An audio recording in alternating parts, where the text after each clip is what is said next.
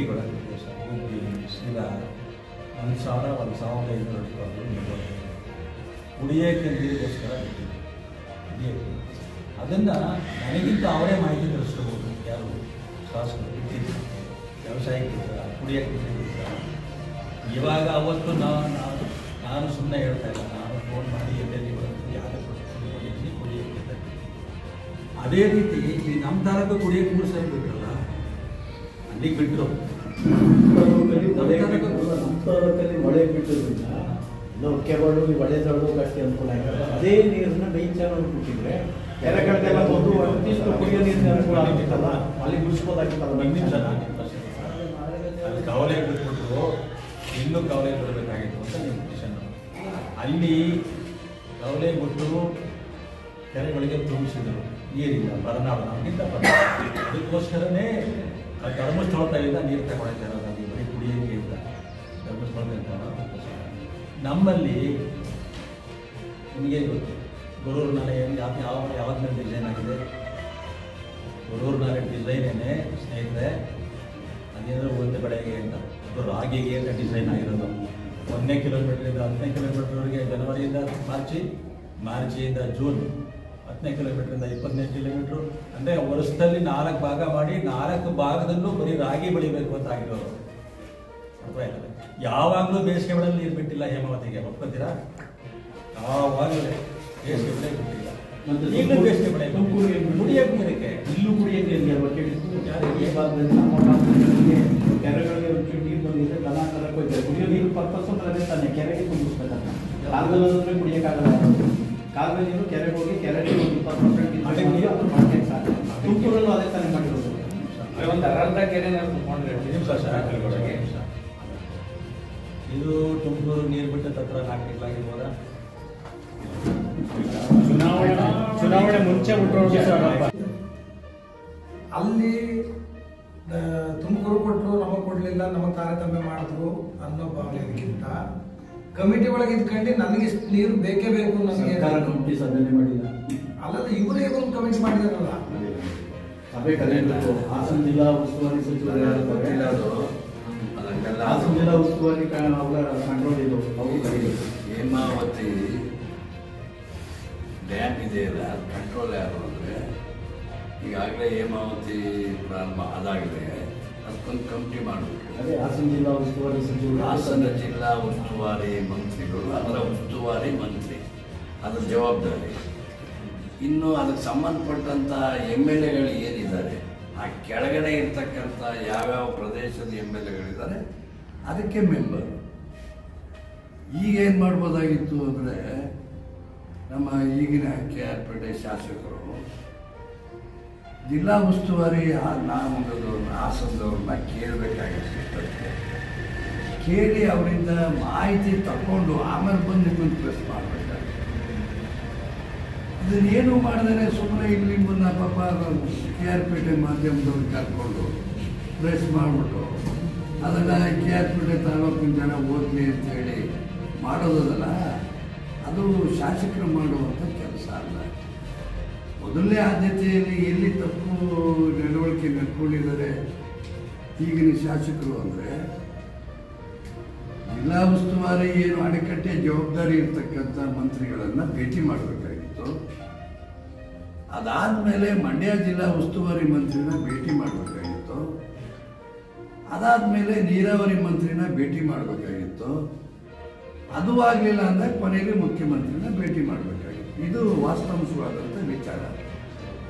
ಅದನ್ನು ಏನು ಮಾಡಿದರೆ ಸುಮ್ಮನೆ KR ಮಾಧ್ಯಮದವ್ರು ಕರೆದ್ಬಿಡುದುವೆ, ಒಂದು 50 ಜನ ಮುಖ್ಯರು ಕಾರ್ಯಕರ್ತರು ಕರೆಸ್ಕೊಂಡು ಪ್ರೆಸ್ ಮಾಡಿಬಿಟ್ಟು ಏನೋ ಪಾಪ KR ನೋವು ಭಾಳ ಜನಕ್ಕೆ ನೋವಿಗೆ ಸ್ಪಂದಿಸ್ತಾವ್ರೆ ಅಂತ ಹೇಳಿಸ್ಕೊಡೋದಲ್ಲ, ಅದು ಒಳ್ಳೆಯ ನಡವಳಿಕೆ ಅಲ್ಲ.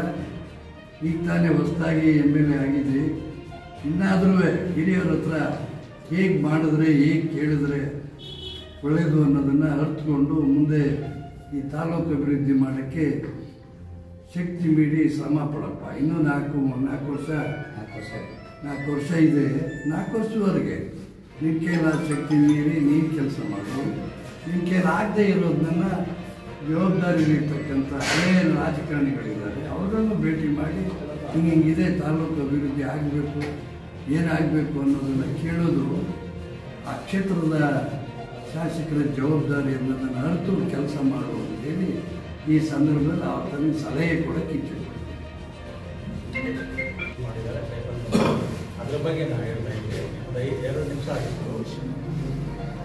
ಈ ಕಾವೇರಿ ಪ್ರಾಧಿಕಾರ ನಮ್ಮದು ಕಾವೇರಿ ಡಿಸ್ಪ್ಯೂಟು ಇನ್ನೂ ಮುಗಿದಿಲ್ಲ. 2 ಕರ್ನಾಟಕ ಮತ್ತು ತಮಿಳುನಾಡು ಇಬ್ಬರು ಅಪೀಲ್ ಹಾಕಿದ್ವಿ, ಅದು ಮುಗಿದಿಲ್ಲ. ಈಗಿರ್ತಕ್ಕಂಥದ್ದನ್ನ ಏನು ಆರ್ಡರ್ ಮಾಡಿದ್ದಾರೆ ಆ ಆರ್ಡರ್ನ ಫಾಲೋಅಪ್ ಮಾಡೋಕ್ಕೆ ಕಾವೇರಿ ಪ್ರಾಧಿಕಾರ ಮತ್ತು ಕಾವೇರಿ ಸಮಿತಿ ಏನು ಮಾಡಿದ್ದಾರೆ. ಪ್ರಾಧಿಕಾರ ಎಲ್ಲ ASನವರು ಅವರು ಇವರು ಜಡ್ಜ್ಗಳು ಎಲ್ಲ ಇದ್ದಾರೆ. ಕಾವೇರಿ ಸಮಿತಿನಲ್ಲಿ ಟೆಕ್ನಿಕಲ್ ಬರೀ ಇಂಜಿನಿಯರ್ಸ್ಗಳು ಇವ್ರ ಕೆಲಸ ಏನಪ್ಪ ಅಂತ ಹೇಳಿದ್ರೆ ಯಾವ್ಯಾವ ಡ್ಯಾಮಲ್ಲಿ ನೀರು ಡ್ಯಾಮಲ್ಲಿ ಇರತಕ್ಕಂಥ ನೀರನ್ನ ಪ್ರಾಧಿಕಾರಕ್ಕೆ ರಿಪೋರ್ಟ್ ಕೊಡೋದು. ಪ್ರಾಧಿಕಾರದವರು ಇಷ್ಟು ಬಿಡಿ ಅಷ್ಟು ಬಿಡಿ ಅಷ್ಟು ಬಿಡಿ ಅಂತ ಕರ್ನಾಟಕಕ್ಕೆ ಹೇಳೋದು. ಅವ್ರಿಗೆ ಪ್ರಾಧಿಕಾರ ಅವ್ರು ಹೇಳ್ದಂಗೆ ನಮ್ಮವ್ರು ಬಿಡೋದು. ಸಪೋಸ್ ನೀವು ಬಿಡಲಿಲ್ಲ ಅಂತ ಹೇಳಿದ್ರೆ ಮಿಲ್ಟ್ರಿ ಮ್ಯಾನ್ ಆಗ್ತಾನೆ, ಅವ್ರದ್ದೇ ಮಿಲ್ಟ್ರಿ ಆಗ್ತಾರೆ. ನಾವು ಮುಕ್ತಂಗೆ ಇಲ್ಲ. ಈಗ ಅವ್ರು ಹೇಳ್ದಂಗೆ ನಾನು ಹೇಳಿದ್ನಲ್ಲ, ಟ್ರಂಕ್ ಕೊಟ್ಟವ್ರು ಅಷ್ಟೇ. ನನಗೆ 10 ರೂಪಾಯಿ ತೆಗೆದುಕೊಂಡ್ರೆ ಕೊಡ್ಬೇಕು, ನೀವು 20 ರೂಪಾಯಿ ಕೊಡೋದು ತೆಗೆದುಕೊಡ್ಬೇಕು. ಹಂಗೆ ಮಾಡ್ಕೊಂಡಿರೋದು. ಕುಮಾರಸ್ವಾಮಿ ಕಾಲದಲ್ಲೂ ಹಂಗೆ ಮಾಡಿದ್ರು. ಕುಮಾರಸ್ವಾಮಿ ಹೇಳ್ಬಿಟ್ಟಲ್ಲ, ಈಗ ಅವತ್ತು ಕೇಳಿದಾಗ ಬೇಗಷ್ಟು ಡೆಲ್ಲಿಲಿ ಅದೇ ಅಂದ್ರಿ, ಇವತ್ತು ಮಾತ್ರ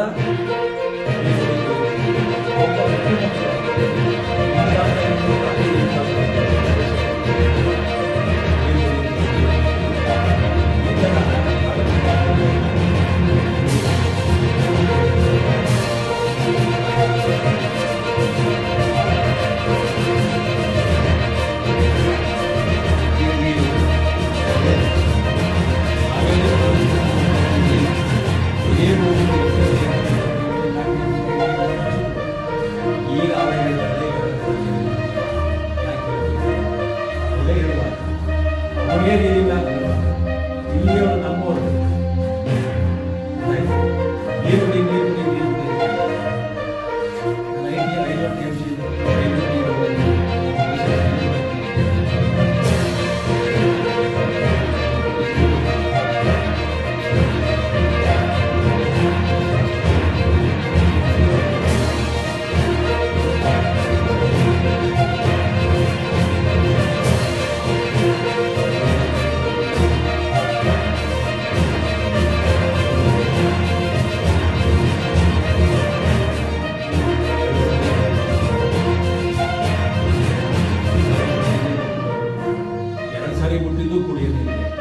ಈಗ ಕೇಂದ್ರ ಸರ್ಕಾರದಲ್ಲೇ ನೀರಿಲ್ಲ, ಕುಡಿಯೋ ನೀರು ಸಾಕಾಗ್ತದೆ, ಯಾಕೆ ಒದ್ದಾಡ್ತದೆ ಅಂತ ಹೇಳಿ ನೀರು ಬಿಡಿ ಬೆಂಗಳೂರಲ್ಲಿ ಈಗ ಕಬ್ಬು ಇರ್ತೀರಾ ಬರ್ತಾ ಇತ್ತು. ಈಗ ಅಟ್ಲೀಸ್ಟ್ ಕಬ್ಬುಗಾರ ಬಿಡಿ, ತೆಂಗಿನಗಾರ ಬಿಡಿ ಅಂದರೆ ನೀರು